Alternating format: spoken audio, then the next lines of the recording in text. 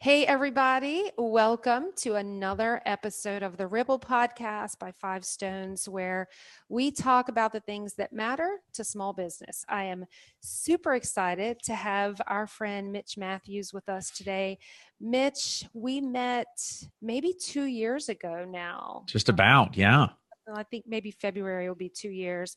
And, and you were a speaker. You were there talking to this group of marketing agency owners. And that session, I don't know if you remember, it was about managing millennials in the workplace Yep. and mentorship and all that, which I'm going to hit on in just a minute. But one thing, so Mitch you've got all these hats and you wear them all so well. I have a short attention span, so my job works. I finally found something where the short attention span pays off. But you get to do that in by being an author. You have your own podcast, which we'll talk about, and speaker and coach, and that's so cool. But one of the things that I didn't know until I read about you was that you've been doing this for a long time. Like you kind of bit the dreaming big and the really doing what you love pie, if you call it, like you bit that off at like 12. So take us back to the young Mitch and give us a little bit of background. Yeah. So it's kind of funny. Somebody recently asked me, if you put a theme over your childhood, what would it be?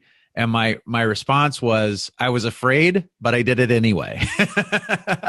And so I grew up in a small town, and interestingly enough, I kind of grew up a sick kid. I had all sorts of health issues and all that stuff. But at 12, all of my passion just landed on bicycles.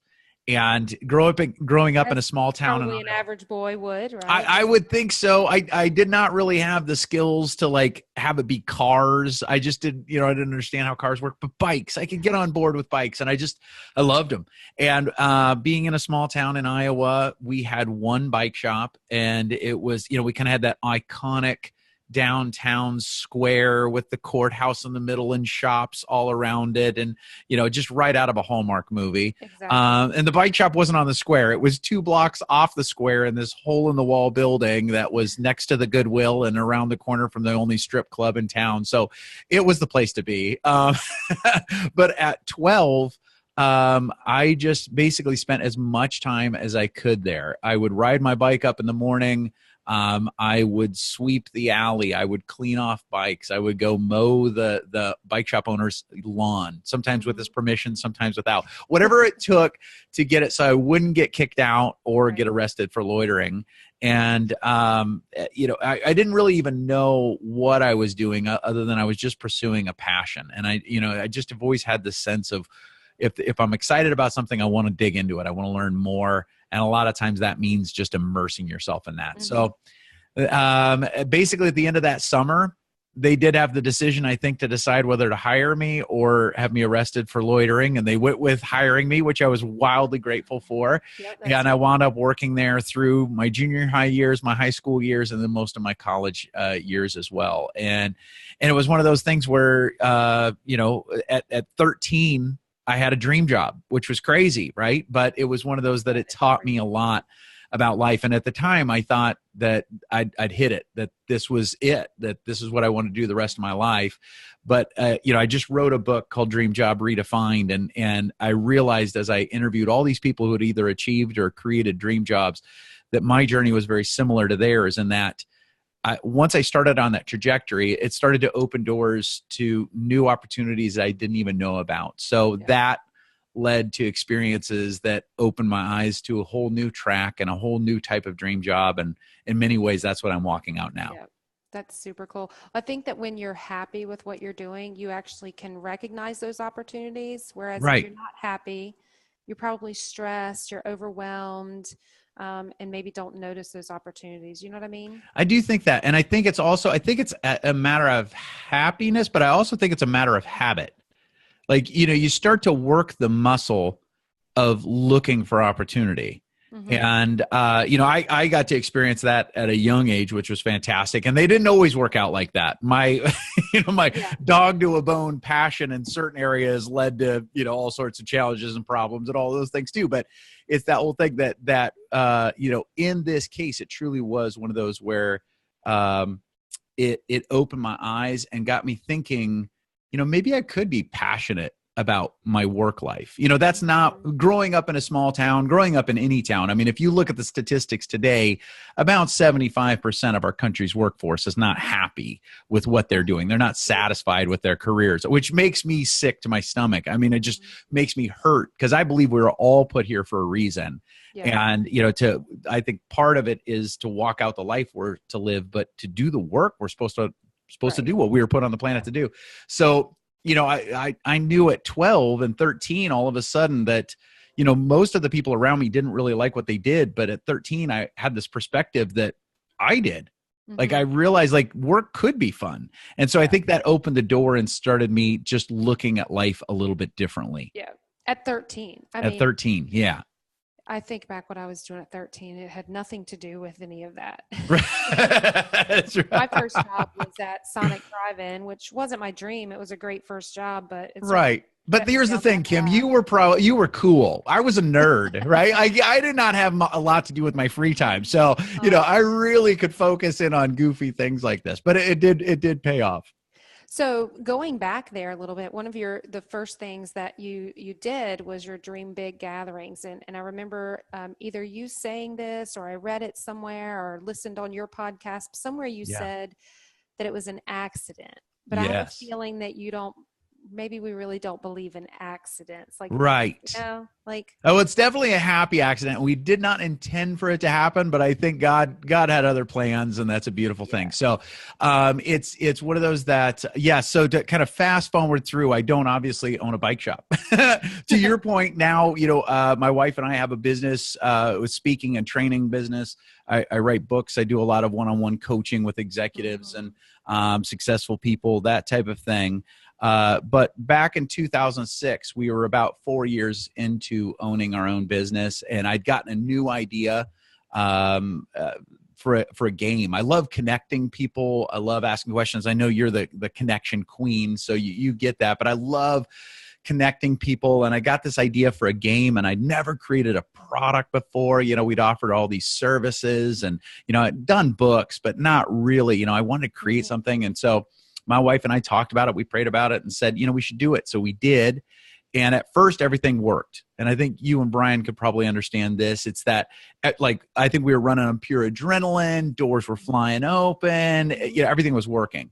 And then in May of 2006, everything started to systematically fall apart. The designer that we were working with, spent months with, her computer crashed and we lost just a ton of our work. Yeah, it was terrible. We had a manufacturer lined up, and all of a sudden that relationship started to fracture and started to have all sorts of issues. And the biggest one was we got hit by a bunch of things all at once and ran out of money. So it was brutal. And I'm sure your listeners can identify with a season like that, where you go after a dream and it turns into a nightmare, not even necessarily by anything we did or didn't do. It just fell apart. And I can remember sitting in my office on a Saturday morning, and honestly, I was trying to figure out how to quit. Like, how could I walk away from this? Right. And we'd really done some all-in moves and made it kind of almost impossible to walk away from. And so I got hit with the realization, which was I was trying to do it by myself. And then I got hit with the next realization that if I was going to ask for help, just kind of the way I'm wired, I bet it's the way you're wired, that if I'm going to ask for help, I want to try to help anybody that's going to help me, right? Like I knew that if I was going to actually reach out to my friends and family and say, hey, I'm working on this dream, can you help me with it? I wanted some way to be able to also say, hey, what are you working on? How can I help you? And so I came up with this idea. I pitched it to my wife, which is proof positive I married up, because out of time, out of options, out of money. And she says, sure, because my big solution is a party, right? So the idea of inviting friends over to our house, having everybody write some dreams and goals down on sheets of paper. We call them dream sheets. We put them up on our walls. And then we just go around and see if we could help each other out. And it really started to teach us a lot about dreaming almost immediately, because, it's a weird idea. I sent out an email to describe what we were going to Really is. do. Yeah, it's kind of one of those. And I also, like, I put in the subject line, I'll never forget, I put it in the subject line, big dream gathering, because if I put big dream committee, nobody's coming to that party, right? So big dream gathering. And then I explained what we were going to do. And I sent that out to 30 friends. And this was Saturday morning. And we made it for Tuesday night. So weird idea, short notice, cheesy email. And 29 of those people showed up. That's crazy. So we just almost instantly started to realize something was up. But I was still in desperation mode. Like, I'd love to say it was all altruistic, wanting to help the world, but really it was like, save my bacon first. And then if we can get some other people helped up in here, that's awesome. Right. Yeah. But something weird started to happen. And I get to tell the story now, and have a little bit of perspective on it. But I think it started with people giving themselves permission to dream, because we don't do that much, right? Like, we might do that for others. We might do it for our business, kind of. We might do it for our teams-ish. But it's rare that we give ourselves permission to dream and dream beyond our current obligations, dream beyond our current circumstance, right? But to really dream. And so we started to see people do that. Like, just say, well, what if? And that would be cool. What if, and really start to write down some dreams. But the other thing that was really amazing, and I think probably my favorite part of the Big Dream Gathering experience, is people started to get just as excited about helping each other out. Right. Like, that was really the surprise for all of us. And I think what it does is it gets back to all of our hard wiring.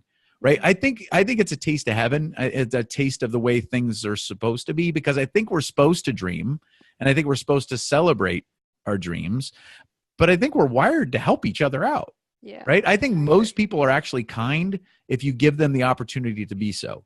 Well, I would imagine if I were at one of those, that it would be really shocking to see, because Brian has been trying to get me to dream bigger. Sure. Apparently my dreams aren't big enough for him. He needs to be bigger, but to look around the room and see, oh, her dream really, in my mind, is not that big. I can help her with that. Right. Well, and that's the funny thing. So often people will say, well, is this dream big enough to put on the wall? And it's like, if it's your dream, it's big enough, right? And it's important, it's valid, it's all of those things. And so it really is. And it's so funny how, we talk about it. I now do a keynote on the front end of the Big Dream Gathering experience. And I'll say, listen, this is a comparison-free zone.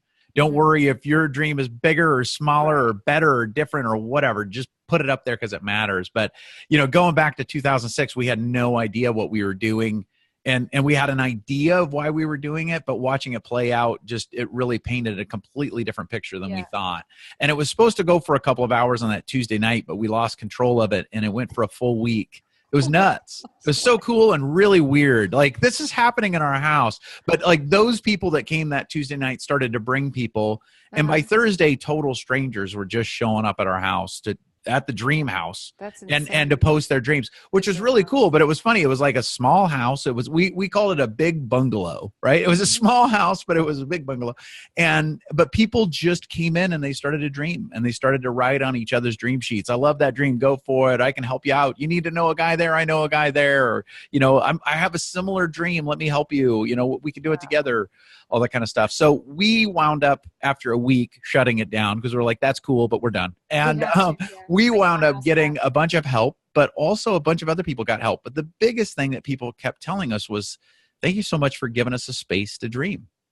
And so we decided to do it again a year later, and then again a year after that. And then somebody in Texas heard about it, and then somebody in California heard about it, and then it just kind of took off from there. So we'll do about 20 to 25 of them this year.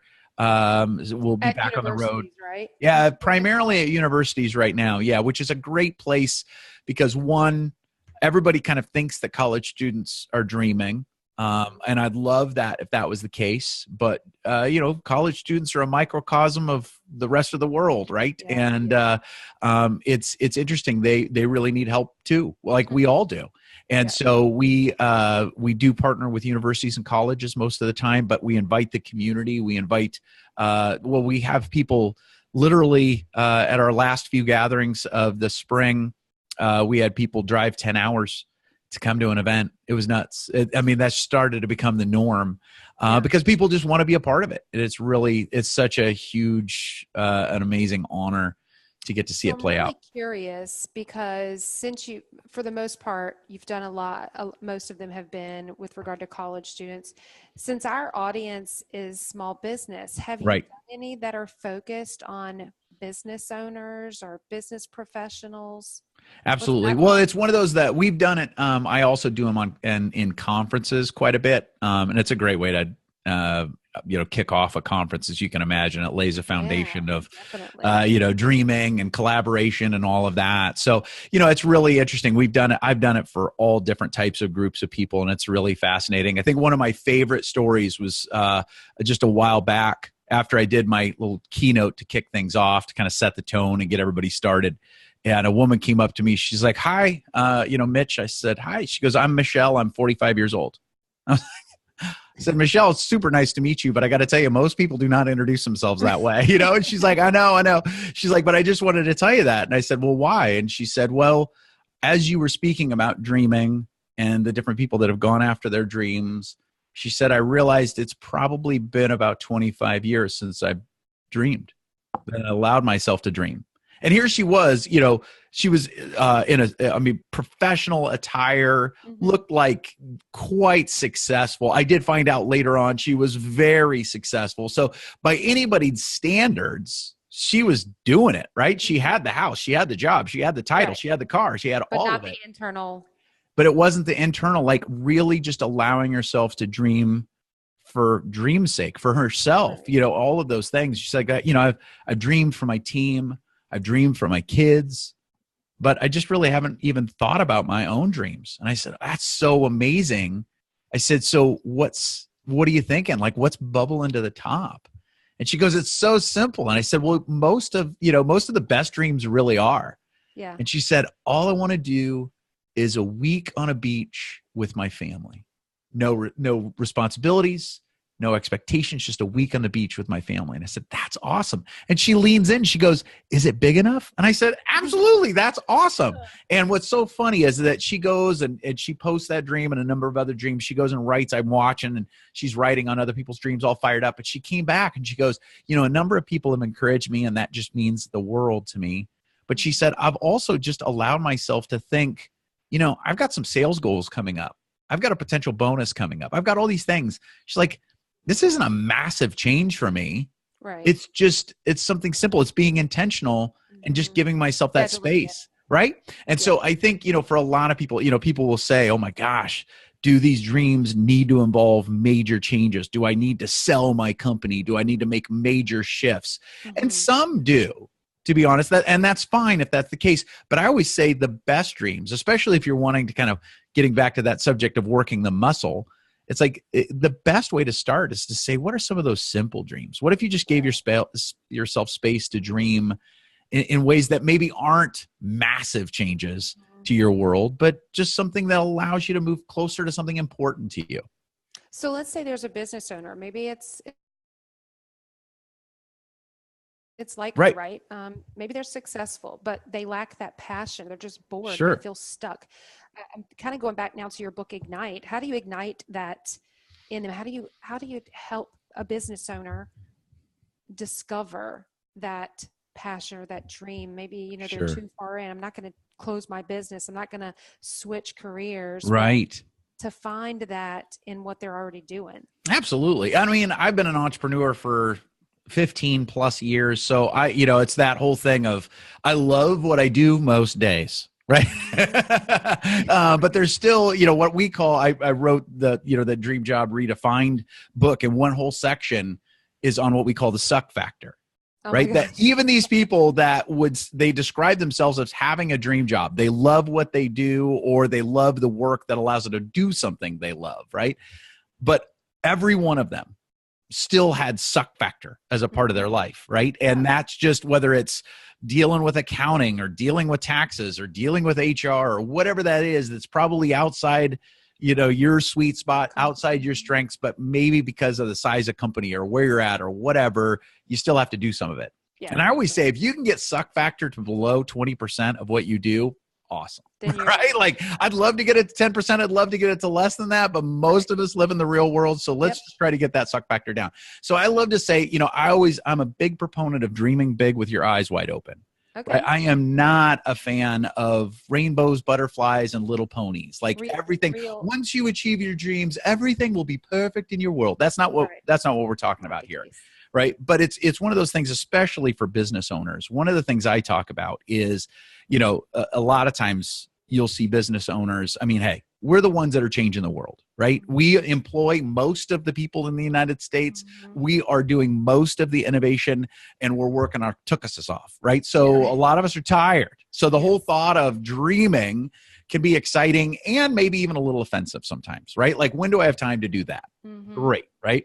So one of the things that I talk about is giving yourself a little bit of time to dream once in a while. But it's one of those that I always say, fit the miracle of 15 minutes, right? Now, because it's one of those things, especially when I talk with small business owners, the thing that most of them say they don't have, they have the least amount of, is time.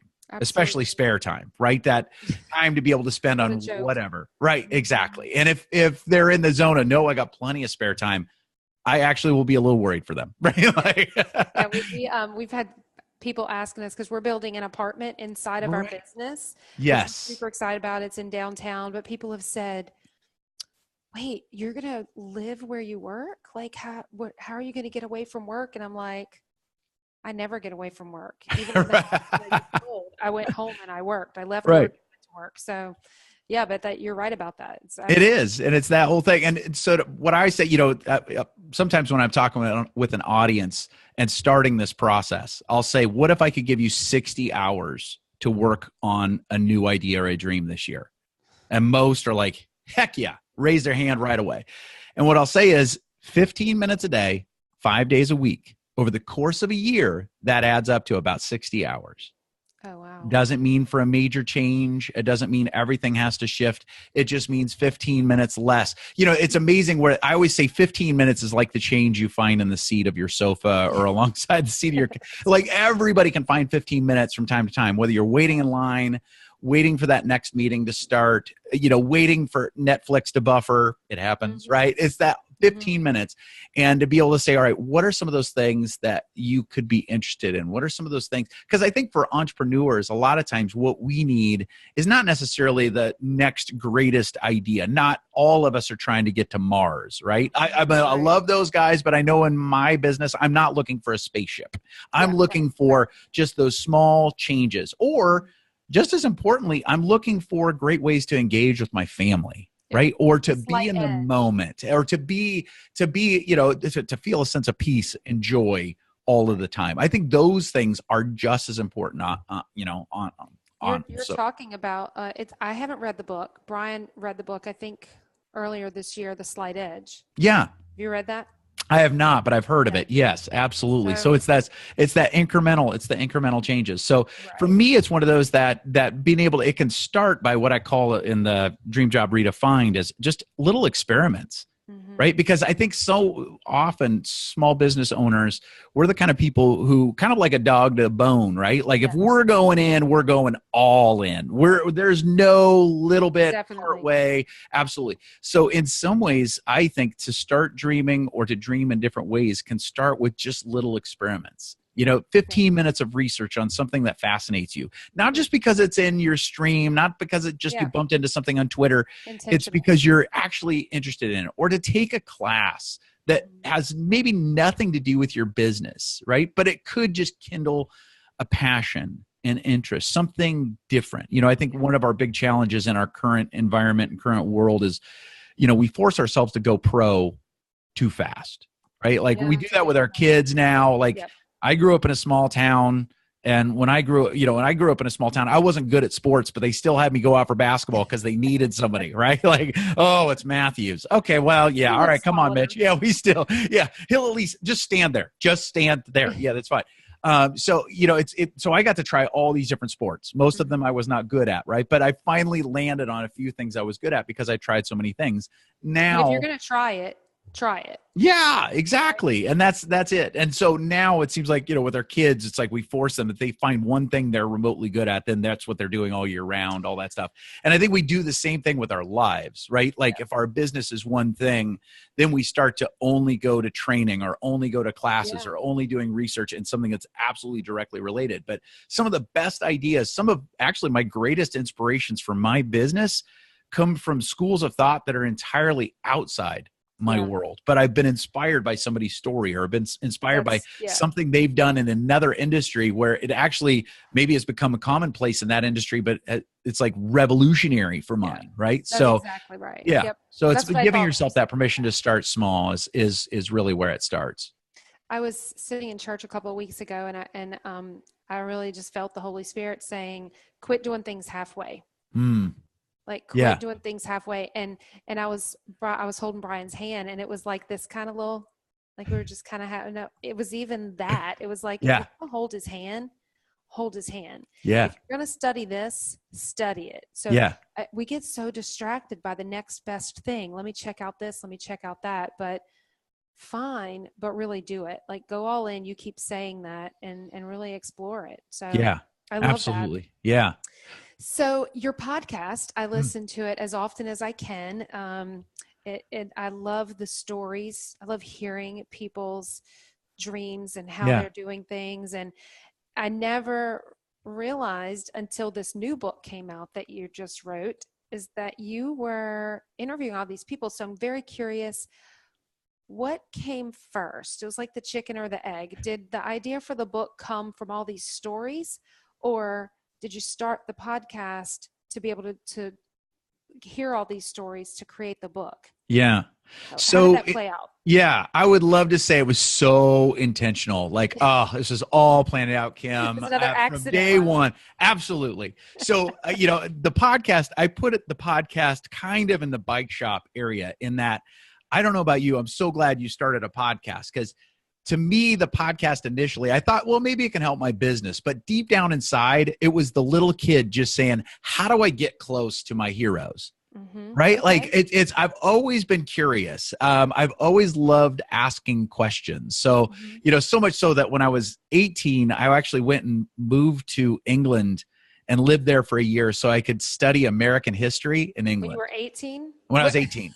American history in England. Right. Okay. Their perspective is a little bit different, right? All so right. I've just always been curious and getting to different people's heads and how does that work and what does that look like and all of that. So the podcast initially, called Dream, Think, Do, I wanted to talk to my heroes, whether those were well-known authors or successful entrepreneurs, or if I just came across something on social media. Like there was one time where there was a BuzzFeed video for a dad whose son was had a physical challenge that put him in a wheelchair. And so the story was that this dad saw that his son really was removed from his friends in a number of areas, but Halloween was brutal because all of his friends had all these costumes and none of the costumes really fit on his son, especially with the wheelchair. So this dad decided to create this really elaborate kind of all-consuming, which included the wheelchair costumes. Okay. And then he started to get all sorts of interest, and other parents with kids with wheelchairs started to ask for it, help and all of those things. And he created this thing. And as it turns out, BuzzFeed got a hold of it, and I think the video hit like 6 million hits or something like that. Right. And I see this and go, I want to talk to this guy. Right. And so because I have a podcast, I can reach out and talk to the guy. Right. And if I didn't have the podcast, I'd just be a stalker. Right. All right. Right. So it's that I love having the podcast. But my wife actually she got her master's degree in communication studies. And she would do all of this ethnographic research where you would basically go and talk to people and then look for these common threads. And about a year into the podcast, she asked me kind of one of these ethnographic questions, like, what threads are you seeing? And I'm like, I don't know. What do you see? And she goes like, no, what are some of the common traits? And, as I looked back and thought through all these people that I talked with, and many of them had either created or found dream jobs, it was interesting to think about, okay, those are some of the things that I hear everybody's saying. Like, those are patterns I'm seeing in almost every case. So then I started to get more intentional with certain people, especially when the topics were around their career, their jobs. I got more intentional about digging into some of those questions where I had, curiosity. Right. And it just started, the things that I was thinking were becoming more confirmed. I'd still get surprised once in a while, but it was really eye-opening, super inspiring, and very freeing, actually, to start to see those things on a consistent basis. So I had to put it in a book. Yeah. Well, it's very, the story behind this story about Rich Dad, Poor Dad, right? Yeah. That's a cool. So what are some of the biggest lessons then? I mean, you talked a little bit about some of those threads, and what are some of the most compelling lessons you've learned from some of these folks? Well, yeah. I mean, as far as, especially to think about it from the perspective of your audience of small business owners, it's that whole thing of, I'm guessing you've probably got a number of small business owners and probably a number of people who want to become small business owners, Yes. right? And all of that. So it's that combination. But it's one of the things that's so interesting. There's so many aspects of it. Some of them would not be surprising to you. Like, almost everyone had committed either subconsciously or consciously to being a lifelong learner. Not shocking, right? But one of the things that was surprising was a vast majority of the people had no idea that the position they were either in or they had created existed when they started their journey. Oh, right. So it's that whole thing of like, they would admit to me, either while we had the recording on or afterwards, I would always kind of stick around and ask a few more questions that were more for the book and stuff.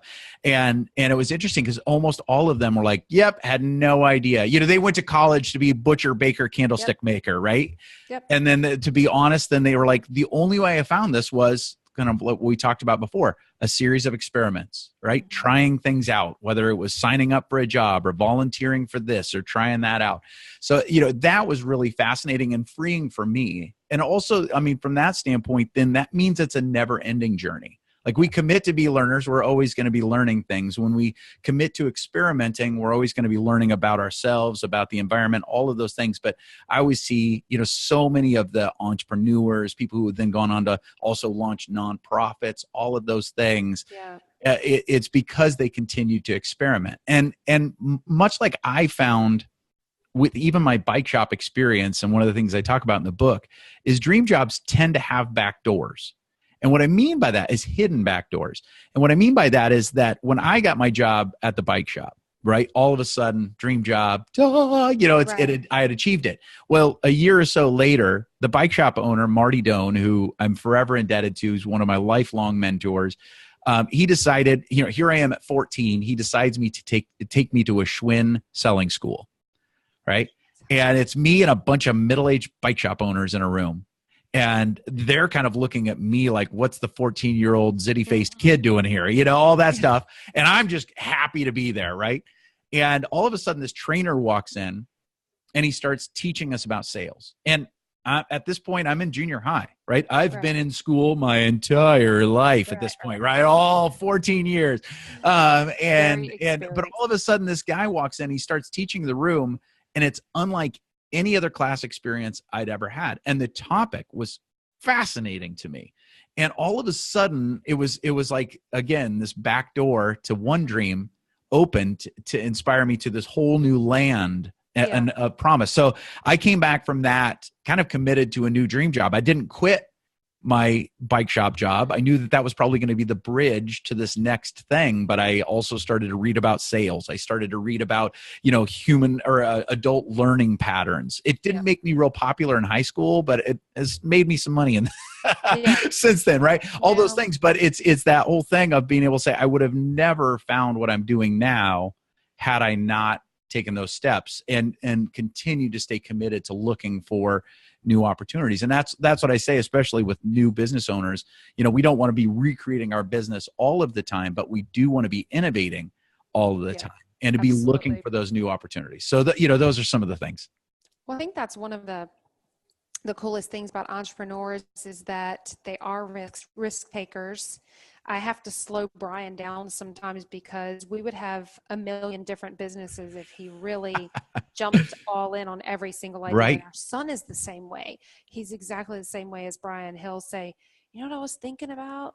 And so I'm so curious to see what he's going to do, because he totally has that whole entrepreneurial spirit about let's try this and let's try that. It's exciting to watch. Well, So you've exposed him. I mean, you've kept him in an environment where you have broken him to the normal world, right? Like he would not be happy just sitting in a job. Like most people are Definitely like, not. this is good as it gets. That's not your son. Your son is you basically made him an unemployable from the standpoint of he's going to go out and create, he's going to go out and build. Yes. And he Yes. sees the world from a completely different perspective, and that's the greatest gift you can give him.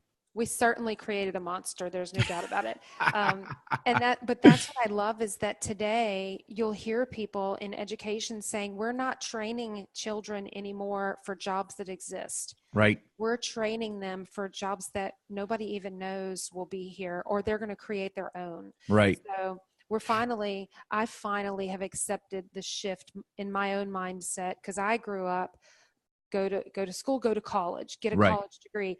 I really don't think my kid's going to go to college. I really don't. He'll be 16 in October. And I think that I finally have come to that realization that it's okay, because he's going to be a productive citizen, and there's going to be some product or service that he's going to create that people are going to go, how did I live my life without this? Right. Absolutely. Because he's looking at the world a different way. And I do think I'm a huge, I mean, I went to college. I'm a huge proponent and supporter of college for many kids. But I don't think it's the answer for all kids. And I do think we are in such a disruptive, exciting time. You know, it's one of those things. It's incredible to think. And I know we all talk about all of the distractions that come, all of the challenges that come. But it's interesting, with Dream, Think, Do, with my podcast, but also with the Big Dream Gatherings, we also, as we go and do these events, we also get to interview people that are walking out their dreams. And that's many different forms, many different facets. But oftentimes it's small business owners. And some of the most fascinating people, some of the most incredible ideas, businesses, all of that. And what's been incredible over the last 2 years, especially, as I've dug into their stories, I can't even tell you how many times I've asked them, how did you learn to do that? And the response was, I Googled it. Yeah. I went on YouTube. And it's that whole thing. It's like, if that, I love college and universities for many people, but if I was a college and a university, I wouldn't be concerned about competing with the college down the road. I would be concerned about competing with YouTube. You're exactly right. We were just interviewing, literally moments before I came in here, I was interviewing for a position that we have available. And we hire, fire, and reward based on our core values. And so we had all these questions laid out that line up with our core values. And one of them is expansion. So how are you learning and expanding your knowledge base? And we asked him that question, and he said Google and YouTube. And when he said it, he was like, I could see like he was maybe trying to pull those words back in his mouth. Okay? Exactly. And I was like, that's okay. It's not, I mean, you need to be able to be a resourceful person, and sometimes that's where you go to find the answer. So absolutely. I love that. I think I do too. I think it's one of those things that it's the beauty and the curse of our time. So, there is a new psychological term that's used in psychology now, and it's called Google amnesia. Yeah. Yes. Literally, it's something that, and once you hear it, you're like, oh, I know what that is. I don't need it, right? Absolutely. And it's that our brain tends to store less because it tells itself, I can go to Google, right? So one of the things we have to be careful with is if we do lean on Google, if we do lean on YouTube, that's fantastic. But make sure that you are spending considerable time focused on one thing and or supplementing that with reading.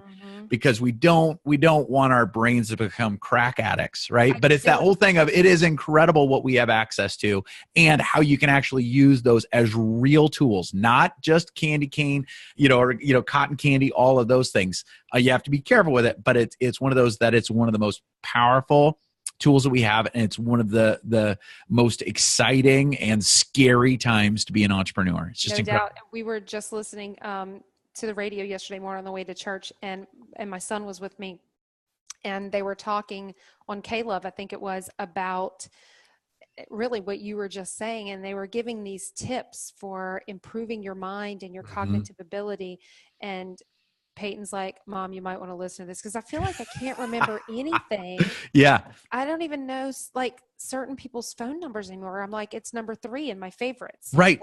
That's all I know. So it's exactly right. I can remember my phone number of the, where my mom was employed when I was 10 years old. Right. Yes. But I cannot remember most people's cell phones now. Absolutely. Right. So it is crazy. And it's one of those things that it's the best and the worst of times for our brains. Yeah. So, we have to be more intentional than ever on that front.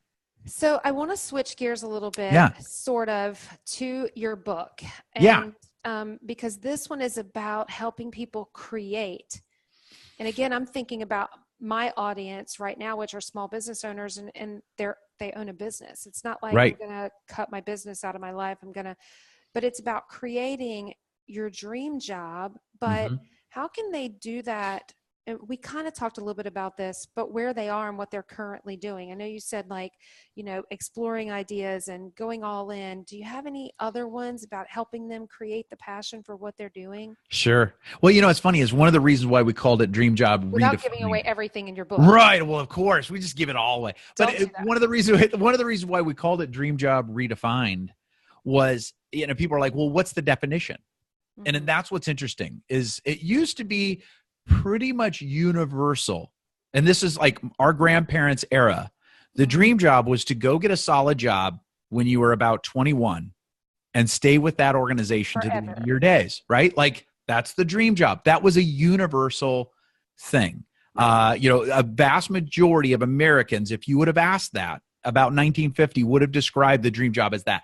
Now we've obviously evolved in so many different ways. So what we're looking for is more than that, right? We're wanting to look to something that plays to our strengths, something that, allows us to make income and actually add value to the world, all of those things. But when we boiled it down, what was interesting is how we defined it, especially as we took the whole group of people. When I looked back over the 200 interviews and coaching sessions, it was finding work you love or finding work that allowed you to do something you love. Okay. So many of the people absolutely loved what they did.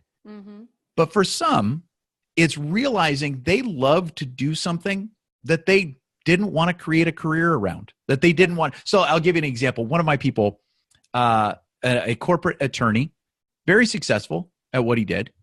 Wouldn't say that it was necessarily that he loved the work, right? But he was an extreme swimmer.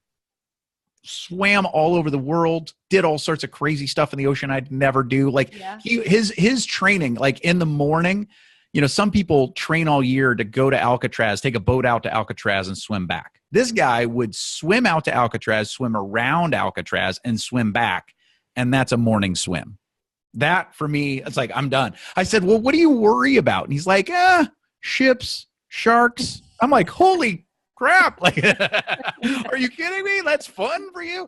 But he loves it, and loves it with his family, does all sorts of trips with his family, all of those things. And one of the things he realized, he said, he's like, this may make me sound shallow, but he said, I realized I could sit through the worst meetings. I could push through the most challenging of circumstances with a big smile on my face, because I realize what this job does for me. And I can focus at work because I know some of the benefits that I have. And I was like, you know what? That's a beautiful thing. Yeah, it really is. And I didn't think about it until you just said it. That's a big aha for me. Probably, I can't wait for Brian to listen to this. I don't know if I'm going to tell him or wait for him to hear it and sneak it in there. Yeah. Because neither one of us, this goes back to something you were saying earlier, neither one of us were trained marketers. We didn't go to college for marketing. I went to college to be a teacher, my master's in school counseling. Brian went to trade school to be a Mercedes master technician. Like, that's what he ended up becoming. And he's fantastic at it. And he's really brilliant at it, but that's not what he's doing. But this business that we have built allows us to have the opportunity to go to the beach that we love to go to. And so that's a big aha that you just said there. Right. So I think for some of us, it's not, I don't say that to necessarily go, if you don't love what you're doing, just suck it up. Right. Yeah, right. I've got a grumpy uncle. He would probably say that. Like, if you don't like what you're doing, suck it up. Right. That's not what I'm saying, but it is that. It's exactly right. Being able to take a little bit of an inventory and say, and for some of the people, like one of the other entrepreneurs that I talked with, he said, I started to realize I got a lot happier at work when I got more intentional with my life outside of work. Yeah. He's like, when I started to actually create boundaries for making time for my family, I was starting to get mad at my clients. I was starting to get mad at my employees because I wasn't spending time with my wife and my family. Right. He's like, and he was gearing up for his daughter to her senior year. And he was realizing, like, deep down inside, that if he didn't shift something, if he didn't change something, he was not going to be able to be connected with her the rest of her life. Right. Like, they would still, but he realized, like, I've got to create boundaries. So for him, he started to create some boundaries to manage his time more effectively, to really be with his family, to really be in the moment and all of those things. And what he realized was that things didn't really change for him necessarily at work, but the way he felt about work changed. Well, if people don't take anything else away from this podcast, I think that's a huge takeaway, is to stop for a minute, look at the whole picture, and realize maybe I'm not passionate, in love with what I'm doing, but what this allows me to do. I love that. I think that's brilliant. Absolutely. Well, thank you for that. Yes. Yeah, I love it. Okay, so let's have a little bit of fun. We're just going to kind of wrap up here. I wanted to talk about mentorship, but I may have you back on for another episode to talk about mentorship. I love it. But let's do a speed round. I'm just going to throw out some stuff, and I just want you to answer it really fast with just a word. I'm a public speaker, though, and I have a microphone, so I'll try to be as fast as possible and not go too long. Okay. Favorite city you've ever traveled to? Oh boy. Oh gosh, that's tough. You travel a lot. I travel a lot. So I've lived in Montana. I've lived in England. So, I think of small towns, I think of big cities. So probably favorite big city is still London. Okay. Moderate sized city, Billings, Montana, which, what up, Billings? It's surprising. Not that pretty from the interstate, but it is a great town. I love that town. It's a great place to be based. And then Des Moines, and my hometown, Newton, are still favorite places. Yeah. Hometown. Love coming home. I love coming home. Not at all what I expected. Okay, this is a trick question. Oh boy. Okay. Because you are an author and you have a podcast. Books or podcasts? Yes. Okay.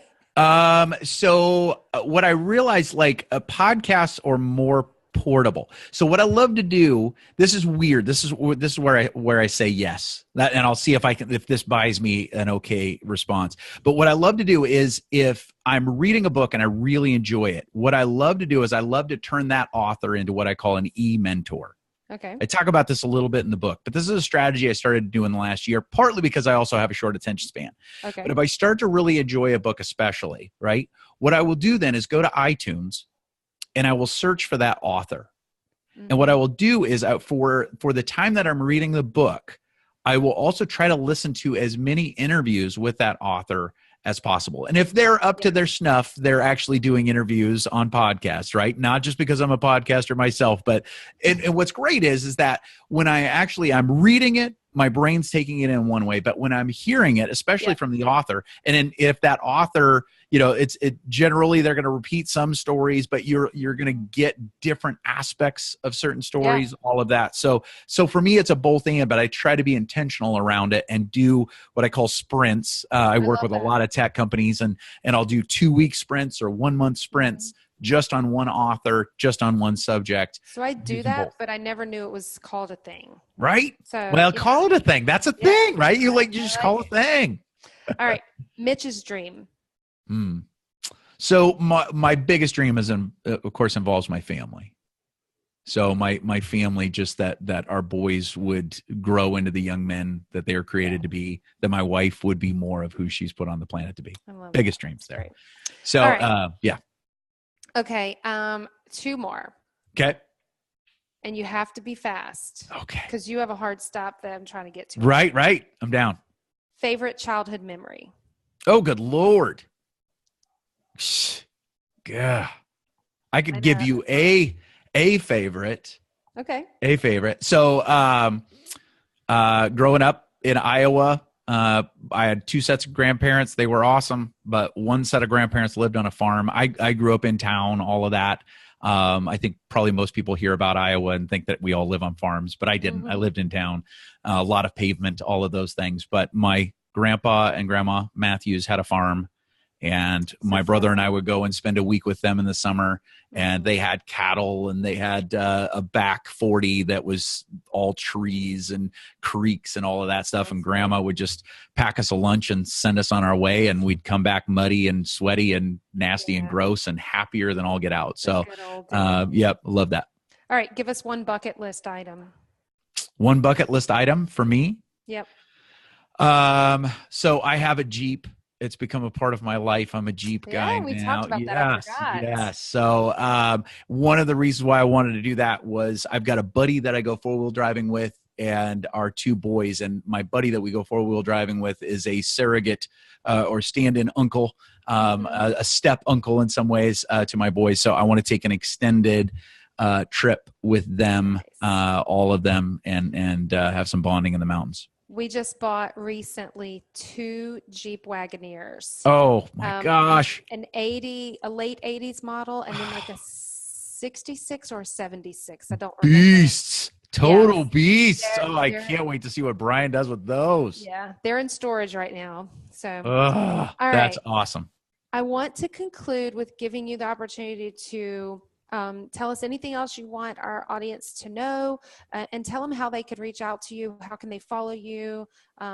Keep in touch and absolutely. I love it. So Mitch Matthews. I have a short attention span, so probably the best way to kind of get to see all the different things we're up to is just to visit mitchmatthews.com. But do come and check out Dream Think Do. And my hope is that the name of it is catchy, Dream Think Do. But as I'll leave you with this, that Dream Think Do is also a process. And I rated it. I stole it from the scientific method, because basically, if a scientist walks into a lab and says, today I'm going to disprove, or I'm going to prove this, or whatever, they go out and they establish a hypothesis, right? And if you look up the definition for hypothesis, it's a best guess at how something's going to work. And then you start to experiment. You start to do things. You start to roll up your sleeves, and you test out that hypothesis by experimenting. And as you experiment, right, you find out, was your hypothesis true or not? And if a hypothesis is not true, that doesn't mean it's failure. It means you're learning, right? Yes. And with Dream, Think, Do, it's those steps. So first dream and say, what do I want to do? What do I want to experience? And that might be at work. That might be at home. That might be in life. That might be, whatever. And to be able to say, all right, I'm going to dream, and then I'm going to think. I'm going to put a plan together. And that's a best guess.